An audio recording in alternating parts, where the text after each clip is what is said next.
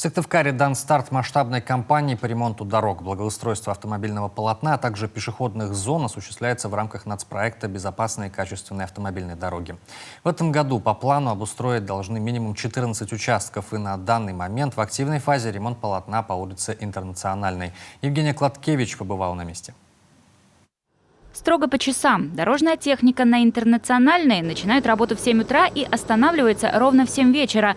На громкий шум жители окрестных домов не жалуются. Благоустройство ждали не один год. Одну из главных магистралей столицы уже много лет отличали колея и ямы, отсутствие комфортабельных тротуаров и автомобильные пробки. Здесь ремонт был необходим, так как очень глубокая колейность и большая ямочность. Движение закрыто на участке полностью, но так как протяженность участка 860 метров, заезды во дворы, заезды людей к месту работы осуществить другим способом невозможно, поэтому движение частично все-таки не прекращается здесь. Ремонтируемый участок на Интернациональной длиной 800 метров разделен на две части. Первая от Тентюковской до Орджоникидзе. Сейчас бригада из 30 человек выполняет фрезеровку полотна или, проще говоря, снимает старый асфальт.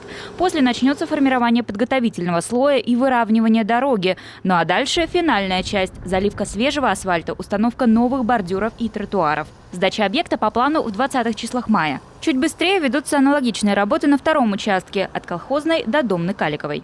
Ведутся подготовительные работы по установке бордюрного камня и подготовка к укладке асфальтобетонного покрытия. Сложности с погодой были, да. Мы ждали солнышко, дождались, погода высушила полотно и теперь готовы.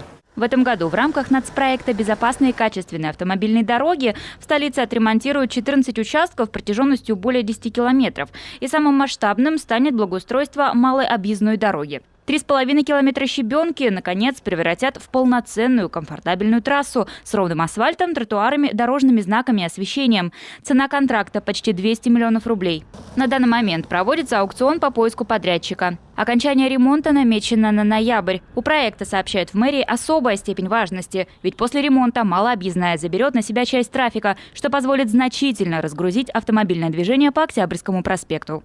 При производстве работ мы особое внимание уделяем и безопасности, в том числе и пешеходов. Мы все пешеходные переходы, которые будут делаться в рамках этого проекта, в рамках ремонта этой улицы, да и других улиц, мы будем приводить в соответствие с установленными стандартами. Поэтому на этих дорогах будут появляться новые искусственные неровности, будут появляться перильные ограждения, которые будут оберегать пешеходов, либо предотвращать на проезжую часть выход детей. Ремонтируют дороги по нацпроекту в столице Коми с 2019 года. Приведено в порядок уже свыше 45 километров дорожной сети города. Срок службы нового полотна, по заверению подрядчиков, минимум 6 лет. Предварительный ремонт тепловых и инженерных сетей, как обязательная часть работы, эту гарантию лишь усиливает. Евгения Кладкевич, Павел Люлянмин, телеканал Юрган, Сыктывкар.